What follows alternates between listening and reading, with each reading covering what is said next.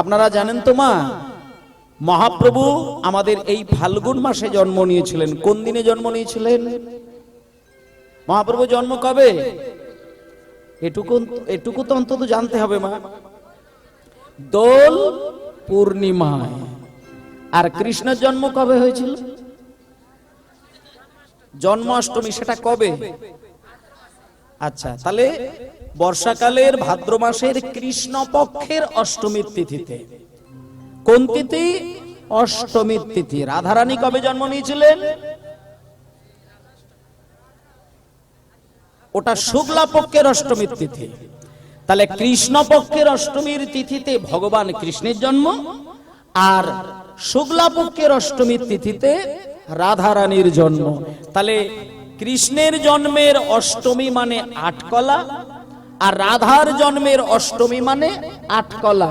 তাহলে ওদিকের রাধারানীর 8 অংশ আর কৃষ্ণের 8 অংশ, দুটো অংশকে মেলালে কত অংশ হচ্ছে? 16 অংশ। আর ওই 16 কলায় পরিপূর্ণ পূর্ণিমার রাত্রিতে আমার মহাপ্রভুর জন্ম হয়েছিল। তাহলে মহাপ্রভুর জন্ম হচ্ছে পূর্ণিমার রাত্রিতে। যেমন 16 কলায় পরিপূর্ণ গৌরচাঁদ জন্ম নিয়েছিল দোল পূর্ণিমার দিনে, যার ভেতরে ছিল কৃষ্ণ রাধা এক তনু। কেউ যদি রাধারানীকে না ডাকে, কেউ যদি কৃষ্ণকে না ডাকে, কিছু অসুবিধা নেই। গৌর বলে কাঁদলে পরে রাধা কৃষ্ণ নিজে এসে তাকে চরণ বুলিয়ে দেয়। কারণ রাধারানীর মধ্যে আর কৃষ্ণের মধ্যে যা শক্তি ছিল, দুটো শক্তি মিলেমিশে কিন্তু গৌরাঙ্গের মধ্যেই এসেছেন। আমি অনেক বাড়িতে দেখেছি রাধা কৃষ্ণকে সেবা করে, কিন্তু নিতাই গৌরকে সেবা করে না। কিন্তু আমি আপনাদের বলে দিই, নিতাই গৌরকে সেবা করুন, তাতে যদি রাধা কৃষ্ণের সেবা নাও করেন কিছু এসে যাবে না। কারণ গৌরাঙ্গের মধ্যে আমার কৃষ্ণও আছে, আর আমার গৌরাঙ্গের মধ্যে আমার শ্রীমতী রাধারানীও রয়েছেন। যদি গৌরকে ভালোবাসতে থাকো, তুমি গৌরের ভেতরে একবার রাধাকে দেখতে পাবে, আর একবার কৃষ্ণকেও দেখতে পাবে। কখনো গৌর বাঁশি বাজাচ্ছে, আবার কখনো গৌর ঘোমটা দিয়ে রাধা ভাবে ভাবিত হয়ে কৃষ্ণের নাম করে বেড়াচ্ছেন। যখন গৌরাঙ্গের মধ্যে তুমি কৃষ্ণ ভাব দেখবে, গৌরাঙ্গের মধ্যে কৃষ্ণ ভাব দেখা মাত্রই দেখবে সেই গৌর বাঁশি বাজানো শুরু করেছেন। তাহলে আমাদের 24 ঘন্টার হিসাব হয়ে গেল। সকালবেলা, দুপুরবেলা, সন্ধ্যাবেলা এটা ধর্মের কাজ হয়ে গেল। ব্যাস, তারপরে রান্না বান্না করে রাত্রিতে খাওয়া, শয়ন, তারপরে আবার ব্রহ্ম মুহূর্ত সকালে আসবে। এইভাবে যদি জীবনটা সাজানো যায়, তাহলে একদিকে ধর্ম করা আর একদিকে সংসারের কর্ম করা। আর ধর্মের সঙ্গে কর্ম এটা যদি মিশে যায়, সেই কর্মই হয়ে যাবে ধর্মের কাছে। বিবেকানন্দ বলেছে না যে গীতা পাঠ করবি, হারে ছেড়ে দে, গীতা পাঠ করিস না। ফুটবল খেল, তাতে শরীর শক্ত হবে। কেন বলেছেন? তার কারণ হচ্ছে এটা, তুমি গীতা পাঠ করতে গেলে যে উদ্দেশ্যটা মানুষের ভেতরে থাকা দরকার, সেই উদ্দেশ্য যদি তোমার ভেতরে না জন্ম নেয়, অথচ তুমি যদি বাইরে থেকে গীতা পাঠ করে যাও, তাতে ওই গীতা পাঠ তোমার কোনো কাজ দেবে না, আর তোমার দ্বারা সমাজেরও কোনো কাজ দেবে না। গীতা, ভাগবত, বেদ, পুরাণ এসবগুলো পাঠ করতে গেলে নিজেকে সেই পাঠের অধিকারী হতে হয়, তা না হলে নিজের এবং অপরের কোনো কল্যাণ কাজ হয় না। তাই জন্য ভক্তমণ্ডলী মায়েরা, চলুন আজকে আর বেশি কথা নয়, কারণ লীলা বিষয়ের মধ্য দিয়ে আমাদের সবকিছুই আস্বাদন করতে হবে। আর আজকে যেহেতু এখানে আমার এত সুন্দর একটা পবিত্র স্থান, আর কটা দিন দেখুন না, পঞ্চতত্ত্বের ছবি রয়েছে কত সুন্দর, এত সুন্দর প্রাণ জুড়ানো বিগ্রহ দাঁড়িয়ে রয়েছেন। নিতাই, গৌর, শ্রীবাস, অদ্বৈত, গদাধর আপনাদেরই গ্রামে রয়েছে। তাহলে এই যে নিতাই গৌর, শ্রীবাস ঠাকুর, অদ্বৈত, গদাধর, এই পঞ্চতত্ত্ব, আর তাঁদের ওপরে দেখুন রাধা কৃষ্ণ। তাহলে আমাদেরকে বুঝতে হবে যে এই 5 জন যিনি দাঁড়িয়ে রয়েছেন, এই 5 জন কে, এটাও তো জানতে হবে। নিতাই, গৌর, শ্রীবাস, অদ্বৈত, গদাধর, তাদের মধ্যে আজকে এখানে যে মূল বিষয়টি আলোচনা করব, এই 5 জন যিনি দাঁড়িয়ে রয়েছেন, মাঝখানে যিনি মহাপ্রভু দাঁড়িয়ে রয়েছেন, এই 5 জনের মধ্যে যিনি সবথেকে বয়স্ক মানুষটি আছেন, তার নাম হলো অদ্বৈত আচার্য প্রভু। অদ্বৈত আচার্য প্রভু এসেছিলেন বলে আমরা মহাপ্রভুকে পেলাম। ঘরের লক্ষ্মী সেজে বসে থাকতে হবে, লক্ষ্মী হতে হবে। শুধু নামে লক্ষ্মী হলে হবে না, কাজের মধ্য দিয়ে লক্ষ্মী টাইটেলটা নিতে হয়। পুরুষ সমাজ নারীদেরকে লক্ষ্মী বলে মনে করেন এবং মানেন। ওমা, যখন কোনো ছেলের বিয়ে হয়, বৌমা যেদিন ঘরে আসে, অনেক শাশুড়ি মা বা শ্বশুর মশাই দেখবেন বৌমাকে লক্ষ্মীর মতন দৃষ্টিতেই কিন্তু গ্রহণ করেন। কিন্তু লক্ষ্মীকে হয়ে বসে থাকে। লক্ষ্মী কাকে বলে? কোন পুরুষ মানুষকে লক্ষ্মী বলে না পুরুষকে নারায়ণ বলে? বউ লক্ষ্মী বলে স্বামী নারায়ণ তা তো বলে না, বউকেই লক্ষ্মী বলে। কিন্তু কোন বউ লক্ষ্মী হবে? যে বউ বিয়ের পরের দিন থেকে নাকে তেল দিয়ে ঘুমায় আর শাশুড়ি মাকে দড়ি দিয়ে খাটায়, সে কি লক্ষ্মী হতে পারে? সে জন্মে লক্ষ্মী হবে না। লক্ষ্মী হবে সেই মানুষটি, সেই মেয়েটি, যে মেয়েটা এক সংসার ছেড়ে এসে আর এক সংসারে দাঁড়ায়, আর সংসারে আসার সাথে সাথে সংসারের পুঙ্খানুপুঙ্খ দায় দায়িত্ব কর্মের সমস্ত জিনিসকে তার নিজ দায়িত্বের মধ্যে, নিজের লক্ষ্যের মধ্যে সে রাখার ক্ষমতা রাখে। মানে এক কথাই বলা যায়, সবকিছুকে সামলানোর মতন যার লক্ষ্য দৃষ্টি আছে, সেই মেয়েটা সেই সংসারের লক্ষ্মী হতে পারে, নচেত লক্ষ্মী হবে না। লক্ষ্মীর মতন দেখতে বলে চোখ দুটো টানা টানা, পটল ছাড়া চোখ, হ্যাঁ, দেখার মতো দেখতে, একবারে গায়ের রং সাদা, ও দেখলেই যেন মনে হয় মা দুর্গা, ওগুলো লক্ষ্মী নয়। সে একজন কালো মেয়েও লক্ষ্মী হতে পারে, তার ভেতরে যদি লক্ষ্মীটা থাকে। তাহলে লক্ষ্মী গুণে হতে হয়, ওই রূপে লক্ষ্মীটা নয়। মানুষ গুণ বিচার করে। আপাত দৃষ্টিতে মানুষকে রূপে পছন্দ করলেও পরের দিন যখন তার গুণটা বেরিয়ে আসে, সেদিন তাকে ঘৃণা করে। কিন্তু আপাত দৃষ্টিতে যদি দেখতে পছন্দ না হয়, তার গুণ যদি লক্ষ্মীর মতো হয়, প্রতিটি মানুষ তাকে সম্মান শ্রদ্ধা করেন। তাই জন্য কীর্তন জগতের এগুলো বিশেষ করে একটা দিন, যে কোনো বাড়ির মা যদি ভোর 4:30 সময় ঘুম থেকে উঠেই ভগবানের চরণে নিজের মন মস্তিষ্ককে ছোঁয়ায়, সেই মানুষটার সংসারে কোনোদিন মা লক্ষ্মীর চরণ ছাড়া হতে হয় না। মায়েরা, স্বর্গের যিনি লক্ষ্মী ঠাকুর, তিনি আপনার সংসারে যদি চরণ দুটো বসিয়ে রাখেন, সেই সংসারে যদি অর্থের মানে রোজগার যদি কমও হয়, তাতে আপনার কিছু এসে যাবে না। স্বামী 1 লাখ টাকা রোজগার করলে সংসার ভালো চলবে, 10,000 টাকা রোজগার করলে সংসার ভালো চলবে না, এটা বলা যাবে না, কোনোদিন বলা যায় না। একটা জিনিস বুঝতে হবে, সংসারে যদি শান্তি বিরাজ করে, অভাব সেই সংসারের কিচ্ছু এসে যাবে না, কিচ্ছু এসে যাবে না। তাই অভাবের মধ্যে থেকেও স্বর্গ তৈরি করার ক্ষমতা যে মানুষ রাখতে পারে, কেবল সেই মানুষই ধার্মিক হতে পারে। ধর্ম মানে তুলসী মালা, ধর্ম মানে তিলক সেবা, ধর্ম মানে নিরামিষ খাওয়া, এটা নয়। ধর্ম কথার সঠিক মানেটা যদি ধরতে হয়, সৎ এবং সামাজিকতা, এটা যদি না থাকে, তাহলে তাকে ধার্মিক বলা যাবে না। আপনার গ্রামের পশ্চিম পাড়ায় একজনের বাড়িতে আগুন ধরে গেল, হ্যাঁ, রাস্তার মাতালগুলো ছুটে ছুটে গিয়ে জল ঢেলে মানুষগুলোকে কোনোভাবে উদ্ধার করলো। কিন্তু সরকারি চাকরি করে, 2 লাখ টাকা বেতন পায়, পরের দিন সকালবেলা এসে খোঁজ দিচ্ছে যাদের বাড়িতে আগুন ধরে গেল তার আদৌ বেঁচে আছে কিনা। কিংবা পাশের গ্রাম বাড়িতেই হয়তো একজন ধার্মিক আছে, জপের মালা নাম করে, তিলক সেবা করে, শিখা রেখেছেন, নিরামিষ খায়, রাত দিন ভগবানকে ডাকে, কিন্তু পাশের লোকটা আগুন ধরে গেল, সে ছুটে গেল না। ওই মানুষটা কোনোদিন ধার্মিক হতে পারে না। ভগবানকে ডাকবে কিন্তু মানুষের উপকার করে না, এই মানুষকে ধার্মিক বলে না। সৎ হতে হবে, সামাজিক জ্ঞান থাকতে হবে, মানুষ হয়ে মানুষের পাশে দাঁড়াতে হবে, মানুষ হয়ে মানুষকে ভালোবাসতে হবে, মানুষ হয়ে মানুষের প্রেম বন্ধনে জড়াতে হবে। একমাত্র মহাপ্রভু তাকেই পরম ধার্মিক বলেছেন। নিতাই গৌর প্রেমানন্দে, হরিবোল হরিবোল হরিবোল। আর আমাদের জীবনটা চলে পজিটিভ এবং নেগেটিভ দুটো শক্তির উপরে। হোমায়রা, সকালবেলায় শঙ্খধ্বনি করা, তার নাম করা, এটা যদি কোনো পরিবারে, আমার নিজের ঠাকুরমাকে আমি দেখেছিলাম, আমার ঠাকুরমা নিজে 4:30 বাজলে পরেই ঠাকুরমা ঘুম থেকে উঠে শঙ্খধ্বনিটা করবেই করবে। এটা আমার ঠাকুরমার নিত্যদিনের কাজ ছিল। রাত্রি 12টাতেও যদি ঠাকুরমা শুতে যায়, 4:30 থেকে 5টার মধ্যে শঙ্খটা বাজবেই। কিন্তু আজকালকার দিনে কজন মা জননী এটা করেন সেটা আমার হিসাবে নেই।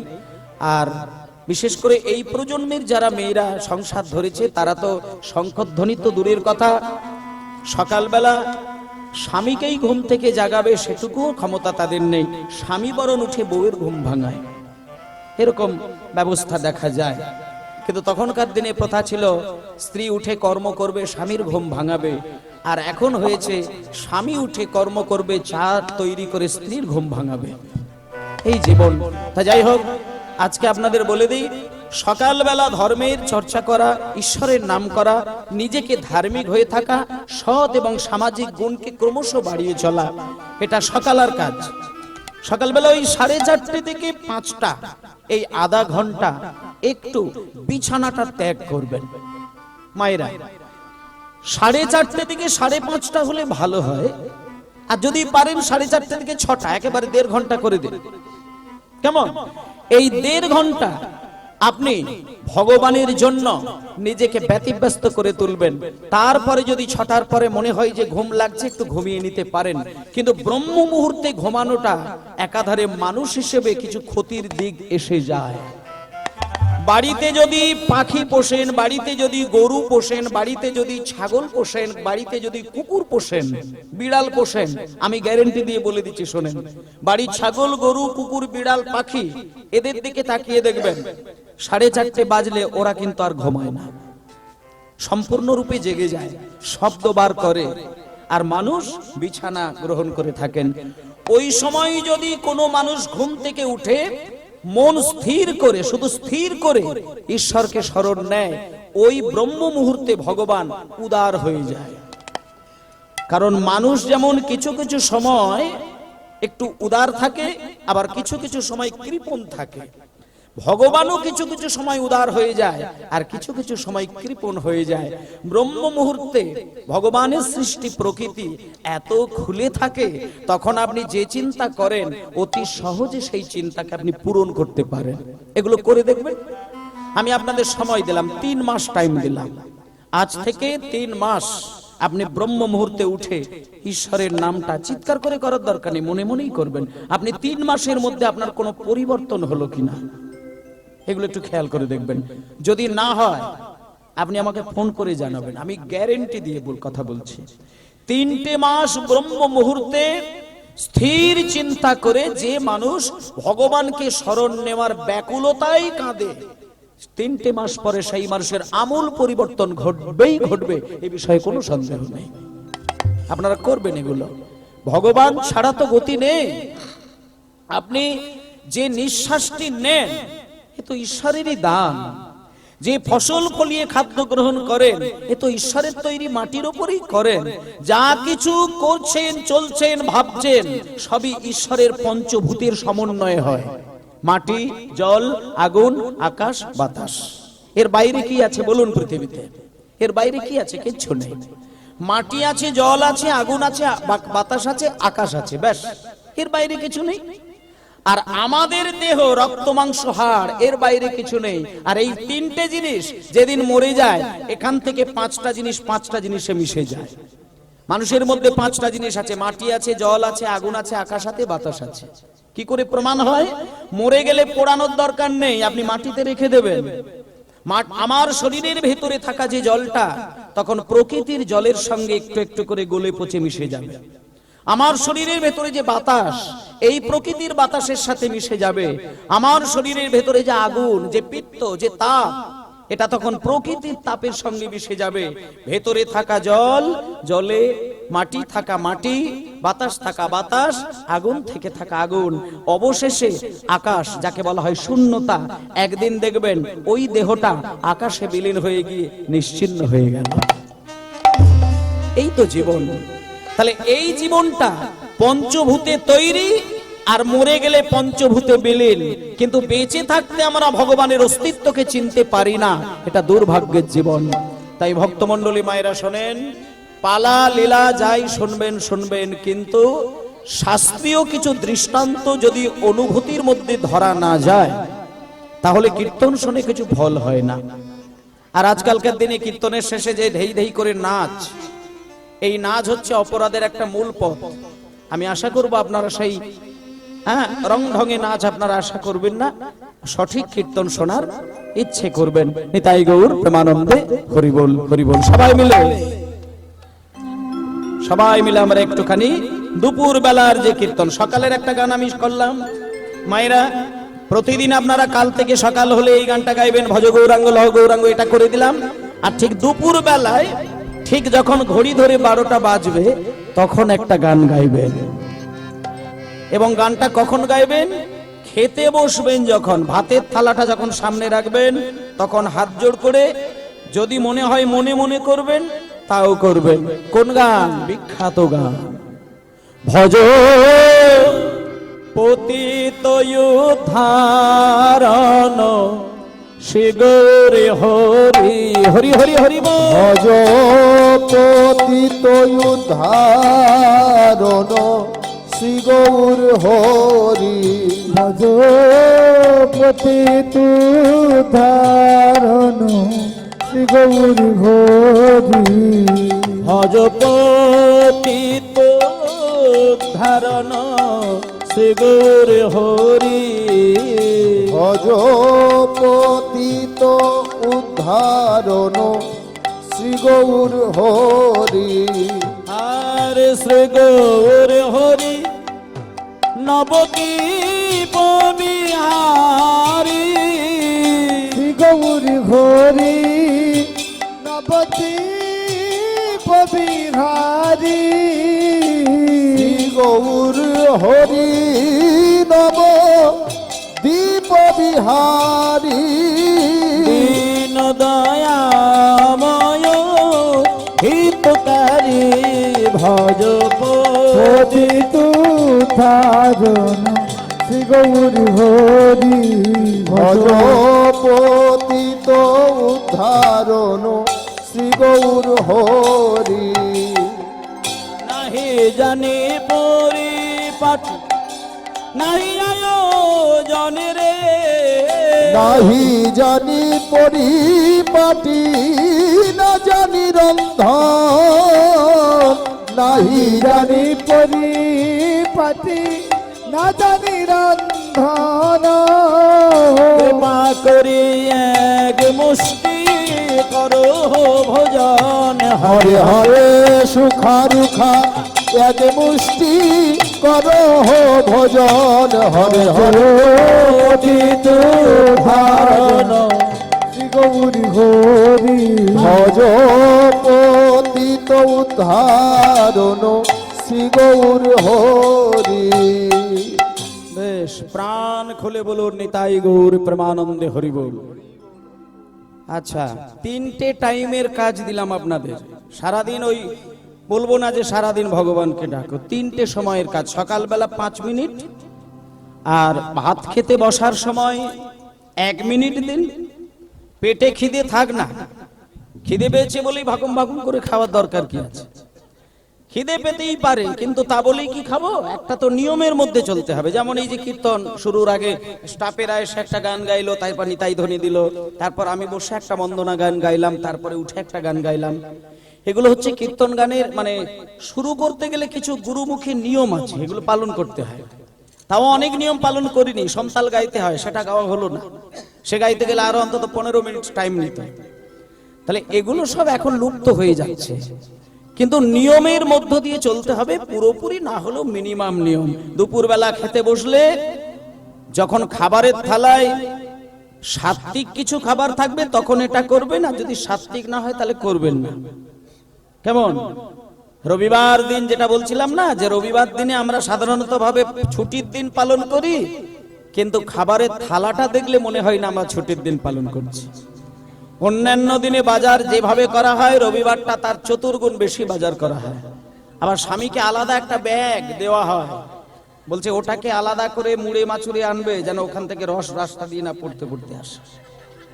এগুলো হচ্ছে আলাদা ধরনের বিষয়। কিন্তু রবিবারে বাঙালি যেটাকে ভেবেছে খাবার জন্য, এটা রবিবার দিনের জন্য নয়। মায়েদেরকে বলি, রবিবার হচ্ছে ভগবানকে ডাকার একটা বিশেষ দিন। কেমন? রবিবার ছুটি, মানে ঈশ্বরকে ডাকার জন্য। যেমন একাদশী, অমাবস্যা, পূর্ণিমা, এগুলো কিসের জন্য? এখানে যারা রোগ নিয়ে বসে আছেন, মানুষের প্রত্যেকেরই রোগ আছে, কিন্তু যাদের একটু কঠিন কঠিন কিছু ব্যাধি আছে, মনে করুন হার্টের সমস্যা, সুগারের সমস্যা, হ্যাঁ, কোমরের সমস্যা, এগুলো যাদের আছে, দেখবেন অমাবস্যা পূর্ণিমা হলে একটু রোগের উপদ্রবটা বেড়ে যায়। কেন বেড়ে যায়? বা আপনি সমুদ্রে গিয়ে দেখবেন, সমুদ্রের ধারে বসে থাকলে এমনি দিনের জলের উচ্ছ্বাস আর অমাবস্যা পূর্ণিমার দিনের উচ্ছ্বাস কিন্তু এক হবে না। পাগলা গারদে গিয়ে দেখবেন, পাগলদের এমনি দিনের পাগলামি আর অমাবস্যা পূর্ণিমার দিনের পাগলামি অন্যরকম হয়। কেন? সেটা চন্দ্রের টানে প্রকৃতি থেকে আসা বেশ কিছু জিনিসের ঊর্ধ্বমুখী হয়ে ওঠে। তেমনি ভাবে তোমার শরীরে থাকা 2/3 জল অমাবস্যা পূর্ণিমা আসলে পরে ঊর্ধ্বমুখী হয়। আর সেই ঊর্ধ্বমুখী হওয়া সত্ত্বেও আমাদের শরীর যাতে শান্ত থাকে, তার জন্য আমাদের দার্শনিকগণ একটা বিচার করেছেন, অমাবস্যার 4 দিন আগে, পূর্ণিমার 4 দিন আগে একাদশীর ব্রত পালন করা। আপনি যদি ঠিক দেখবেন, ক্যালেন্ডারে দেখবেন পূর্ণিমার 4 দিন আগে একাদশী আর অমাবস্যার 4 দিন আগে একাদশী। আপনি যদি একাদশীর ব্রত পালন করেন, তাহলে পূর্ণিমার দিনে 2/3 জল যখন আমাদের শরীরের ক্রমশ ঊর্ধ্বমুখী হয়, তাহলে আমাদের শরীরে থাকা যে বিভিন্ন ব্যাধির যন্ত্রণা, এগুলো কিন্তু আর ঊর্ধ্বমুখী হবে না। এগুলো একটু প্র্যাকটিক্যাল করবেন মায়েরা। কারা একাদশী ব্রত করেন একটু দেখি না? যারা যারা করেন হাত তুলবেন, যারা করেন না তারা হাত তুলবেন না। ঠিক আছে। আচ্ছা, অনেকের আবার একটা চিন্তা আছে, বলে একাদশী তো স্বামী মূল্যে করে। অনেকে ভাবে যে বিধবারা একাদশী করে না, এগুলো একটা ফালতু কথা। একাদশী জন্ম থেকে মৃত্যু পর্যন্ত প্রতিটি মানুষকে করতে হয়। একাদশী করতে গেলে বিধান সংক্ষেপে বলে দিই, একাদশীর আগের দিন আর একাদশীর পরের দিন আর একাদশীর দিন, এই নিয়ে 3টে দিন একটু সচেতন হতে হয়। একাদশীর আগের দিনটা সম্পূর্ণ নিরামিষ এবং যতটা হালকা খাওয়ার চেষ্টা করবেন। আর একাদশীর দিন উপবাসে থাকার বিধান আছে, কিন্তু যাদের না খেলে শরীরে বেশি সমস্যা হয় তারা হালকা খাবেন। একেবারে উপবাসে যদি অনেকের সমস্যা এসে যায়, কিছু কিছু মানুষের কিছু কিছু ব্যাধি শরীরে ঢোকার জন্য উপবাসে থাকলে তার ক্ষতি হতে পারে। তাদের ক্ষেত্রে আবার বলেছে যে একাদশীর দিন উপবাসে থাকলে যদি ক্ষতি হওয়ার সম্ভাবনা থাকে, তাহলে হালকা খাবার খাবেন। আর পরের দিনে সেখানেও হালকা খাবার, অবশ্যই নিরামিষ, আমিষের কোনো ব্যাপার থাকবে না। তাতে জামাই আসুক কি শ্বশুর আসুক দেখার দরকার নেই। ছোট জামাই এলো বলে তার জন্য আলাদা কোনো একটা জায়গায় চঁচা করবে, ওসব যেন না হয়। এগুলো একটু বিষয় খেয়াল রাখবেন। ছোট জামাই হয়তো এই 15 দিন বিয়ে হয়েছে কি 1 মাস, জামাই এসেছে বলে শাশুড়ি মা ভাবে জামাই বাবা এসেছে, আজকে একাদশী, কি হবে বাবারে। কিন্তু জামাইকে বলুন, বাবা জামাই, সুস্থ মনের জন্য, সুস্থ দেহের জন্য, জীবন সুস্থ রাখার জন্য, সংসারে শান্তি মঙ্গল বাসনার জন্য সনাতনী ধর্মের কিছু আচার বিধি যদি মেনে চলা যায়, তাতে আপনার ক্ষতি হবে না, বরং আমি বলছি কিছু লাভ হবে। এটুকু আমি বলে দিই। তাই মায়েদেরকেও বলছি, বাবাদেরকেও বলছি, বাচ্চা ছেলেটাকেও বোঝাবেন, বাবা কালকে একাদশী, আজকে তুমি এগুলো খেও না। ওইটুকু বাচ্চাকে বোঝাবেন, ওই বাচ্চাই আপনাকে একদিন বৃদ্ধ বয়সে এই ধর্মীয় কথাগুলো শোনাবে। শিশু বয়স থেকে ছেলেকে ধর্মের পথের না নামাতে পারলে ওই ছেলে ধার্মিক হবে না। তাই জন্য ভক্তমণ্ডলী মায়েরা, সন্ধ্যাবেলা, সকালবেলা, দুপুরবেলা কোন পথে ভগবানকে ডাকলে আমরা ভগবানের চরণ পেতে পারি, তার মধ্যে আমি সকালেরটা বলে দিলাম, দুপুরবেলাটা বললাম ভজপতীত উদ্ধারণ শ্রী গৌরহরি নবদ্বীপ ও বাসী দীন দয়াময় হিতকারী। এটা কি মনে থাকবে? মনে থাকা সম্ভব নয়। যদি মনে নাও থাকে, আপনি ইউটিউবে সার্চ করবেন, দুপুর বেলায় মহাপ্রভুর ভোগ আরতির গান সার্চ করবেন, এবং দরকার হলে লাইন দুটো তুলে দেবেন, ভজপতি উদ্ধারণ শ্রী গৌরহরি বলে সার্চ করবেন, পদাবলীটা বেরিয়ে আসবে। ওই পদাবলীটা মুখস্থ করে দুপুরবেলা আপনি নীরবে শুধু ভাতের থালা কাছে পাওয়ার পরে আপনি প্রণাম করে ওই কথাগুলো শুধু উচ্চারণ করে নেবেন, দেখবেন কত অলৌকিক ক্ষমতা আপনি পেয়ে যাচ্ছেন। আপনার ওই ক্ষণের যে খাদ্যটা তৈরি করলেন ওই খাবারের মধ্যে সেই ঈশ্বরের একটা দৃষ্টি কিন্তু আপনার পড়বেই পড়বে। এটা দুপুর বেলার বিষয়। আর সন্ধ্যা বেলায় যখন সন্ধ্যা আরতি দেবেন তখন একটা গান আছে, সেটা প্রতিটি মা করবেন এটা আশা করব। কারণ সকাল দুপুর যদি নাও পারেন, সন্ধ্যাবেলা শঙ্খ তো প্রতিটি বাড়িতে বাজে। তুলসী তলায় প্রদীপ তো প্রত্যেক মা জননী দেন। অন্তত তুলসী তলায় প্রদীপ দিতে গিয়ে শঙ্খ বাজানো হয়ে যাবার পরে একটু আসন পেতে তুলসী তলায় বা ঠাকুর ঘরে বা মন্দিরে বসে এই গানটা গাইবেন। গৌরাঙ্গ বলিতে হবে, ভালো করে মন দিয়ে গানটা শুনবেন। পুলক শরীর হরি হরি বলিতে কবে আমার নয়নে ববে গৌরাঙ্গ বলিতে হবে পুলক শরীর হরি হরি বলিতে নয়নে ববে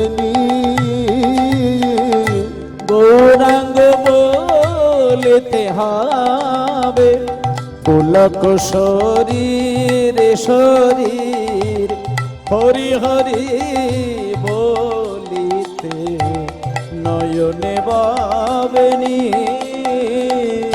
গৌরাঙ্গ বলিতে হবে পুলক শরীর হরি হরি বলিতে নয়নে ববেনি। আরে কবে নিতাই চাঁদ করুণা করিবে, আরে কবে নিতাই চাঁদ করুণা করিবে, আরে কবে নিতাই চাঁদ করুণা করিবে।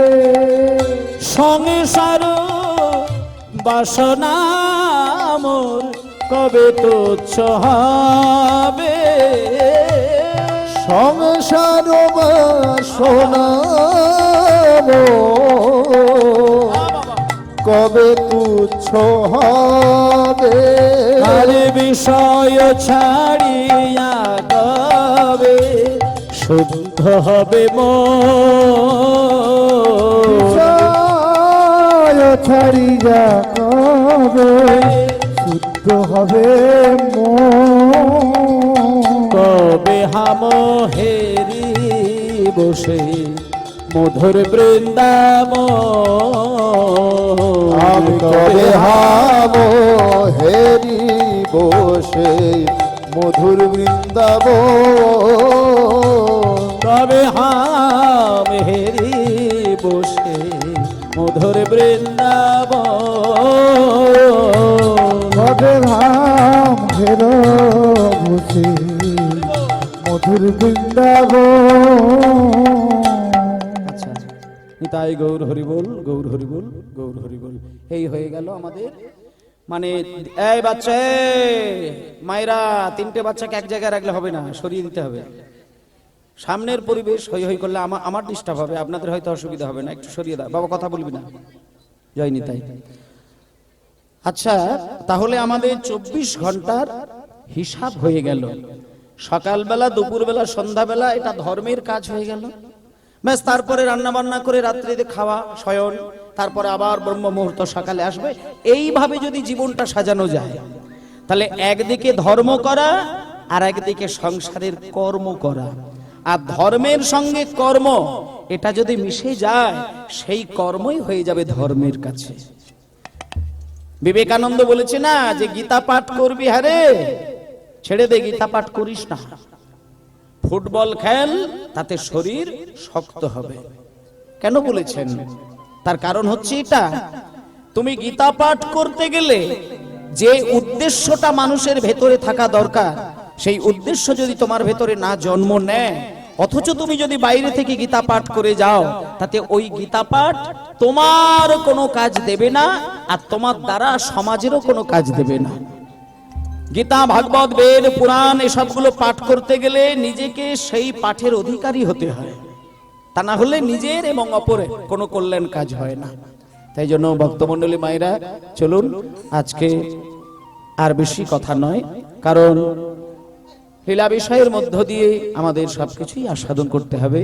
আর আজকে যেহেতু এখানে আমার এত সুন্দর একটা পবিত্র স্থান, আর কটা দিন দেখুন না, পঞ্চতত্ত্বের ছবি রয়েছে কত সুন্দর, এত সুন্দর প্রাণ জুড়ানো বিগ্রহ দাঁড়িয়ে রয়েছেন।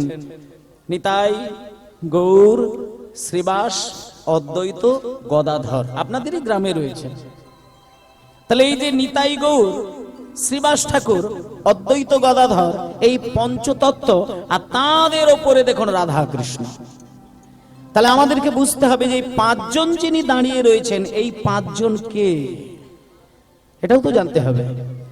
নিতাই, গৌর, শ্রীবাস, অদ্বৈত, গদাধর, তাদের মধ্যে আজকে এখানে যে মূল বিষয়টি আলোচনা করব, এই পাঁচজন যিনি দাঁড়িয়ে রয়েছেন, মাঝখানে যিনি মহাপ্রভু দাঁড়িয়ে রয়েছেন, এই পাঁচজনের মধ্যে যিনি সব থেকে বয়স্ক মানুষটি আছেন, তার নাম হলো অদ্বৈত আচার্য প্রভু। অদ্বৈত আচার্য প্রভু এসেছিলেন বলে আমরা মহাপ্রভুকে পেলাম। আপনারা জানেন তো মা, মহাপ্রভু আমাদের এই ফাল্গুন মাসে জন্ম নিয়েছিলেন। কোন দিনে জন্ম নিয়েছিলেন? মহাপ্রভু জন্ম কবে? এটুকু তো অন্তত জানতে হবে মা।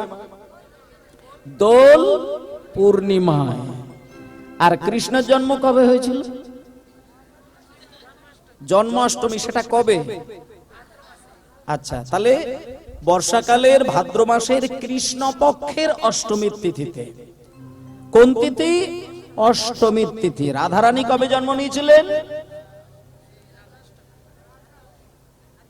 ওটা শুক্লা পক্ষের অষ্টমীর তিথি। তাহলে কৃষ্ণ পক্ষের অষ্টমীর তিথিতে ভগবান কৃষ্ণের জন্ম, আর শুক্লা পক্ষের অষ্টমীর তিথিতে রাধারানীর জন্ম। তাহলে কৃষ্ণের জন্মের অষ্টমী মানে আটকলা, আর রাধার জন্মের অষ্টমী মানে আটকলা। তাহলে ওদিকের রাধারানীর 8 অংশ আর কৃষ্ণের 8 অংশ, দুটো অংশকে মেলালে কত অংশ হচ্ছে? 16 অংশ। আর ওই 16 কলাই পরিপূর্ণ পূর্ণিমার রাত্রিতে আমার মহাপ্রভুর জন্ম হয়েছিল। তাহলে মহাপ্রভুর জন্ম হচ্ছে পূর্ণিমার রাত্রিতে।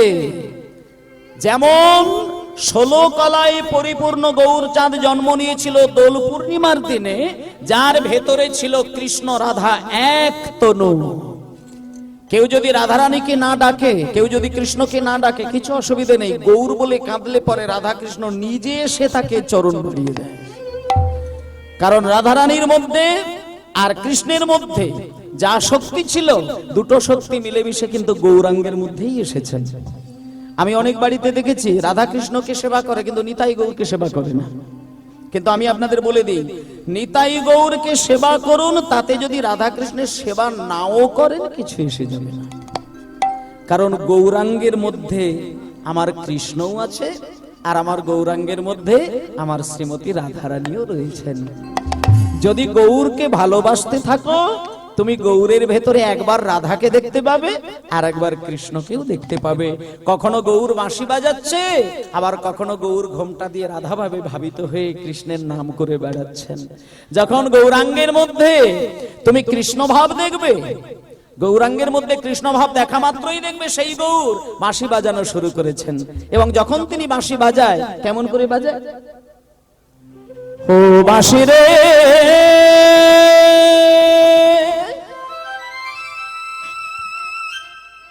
বৃন্দাবনে কারা কারা গেছেন আমি বলে দিই। বৃন্দাবনে গেলে এখন একটা জিনিস পাবেন, বৃন্দাবনের কোন জায়গায় কিভাবে কেমন অবস্থায় থাকলে এখনো শ্রীকৃষ্ণের বাঁশির শব্দ শোনা যায়, সেটাই গানের মধ্য দিয়ে শুনে নেন, আমি আপনাদের পরিষ্কার করে দেব। গৌরাঙ্গকে ভালোবাসলে ওই গৌরের মধ্য থেকেই হঠাৎ আপনি শুনতে পেয়ে যাবেন সেই ধ্বনি, যে ধ্বনিতে কৃষ্ণ রাধারানীকে পাগল করেছিলেন, যে সুর বেজেছিল, ও বাঁশি রে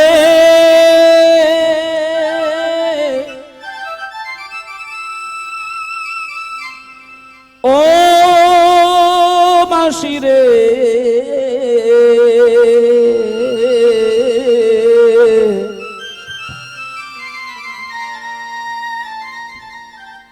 ওহ বাঁশি রে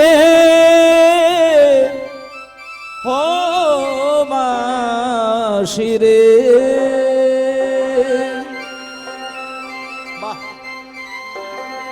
আর বেজনা আর বেজনা আর বেজনা ওরে কালারে বাঁশি ওরে কালারে বাঁশি বাঁশি ওরে কালার বাঁশি বাঁশি ওরে কালার বাঁশি বাঁশি রে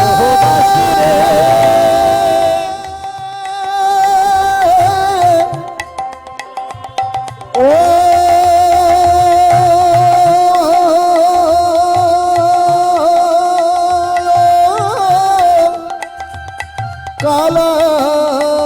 কালার বাঁশি রে বলি কোনে বাঝারে ছিলা বাঁশি রে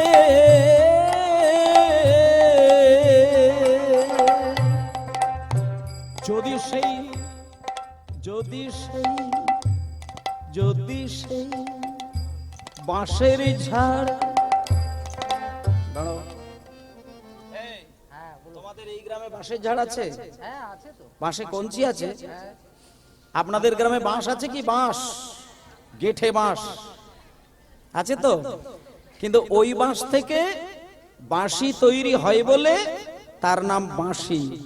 বাঁশ থেকে তৈরি হয়েছিল বলে বাঁশি। তবে আপনাদের এই গ্রামের বাঁশের ঝাড় নয়, মানে কৃষ্ণের হাতে যে বাঁশিটা তৈরি হয়েছিল সেটাও একটা বাঁশিরই অংশ, কিন্তু এই বাঁশ আর কৃষ্ণের হাতের বাঁশ এক নয়। সেই বাঁশ কোথায়?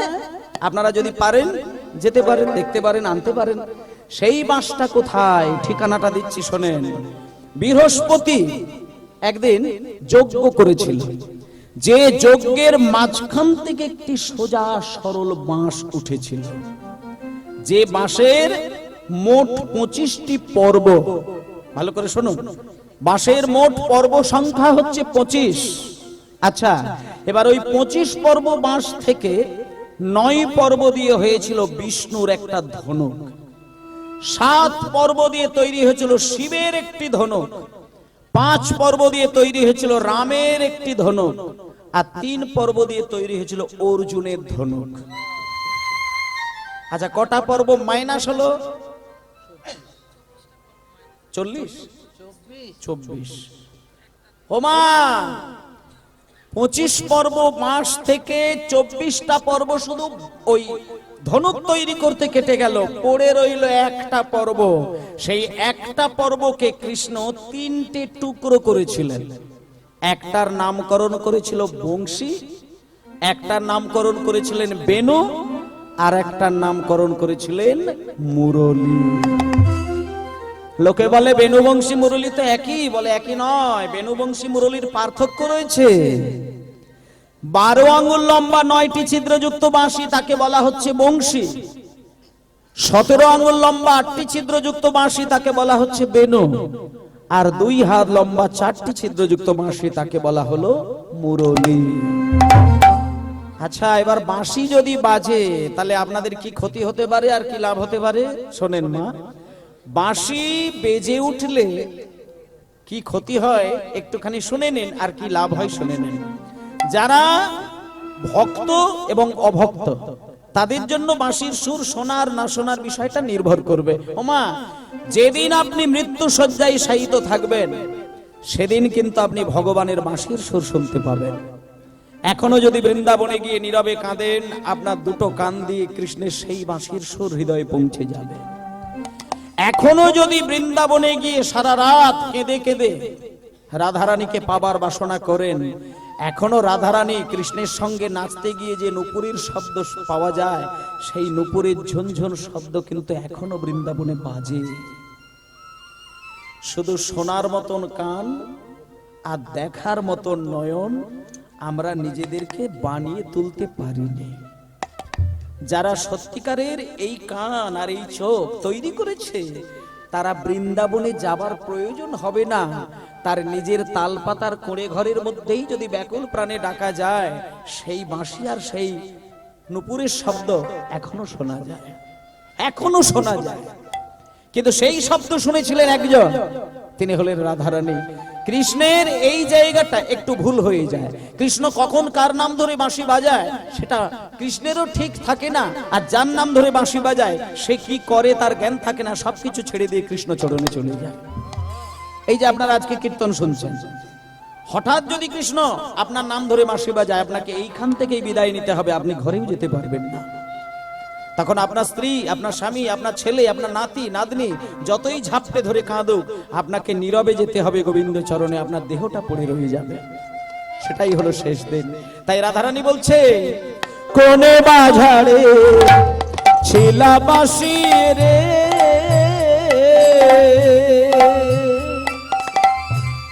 কোন বাঝারে ছিলা বাঁশি রে,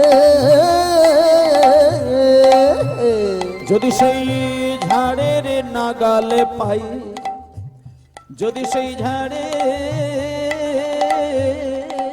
নাগাল পাই, ঝাড়ের ডালে হে মূলে উপাড়িয়া উপাড়িয়া ডালে হরি হরি উপাড়িয়া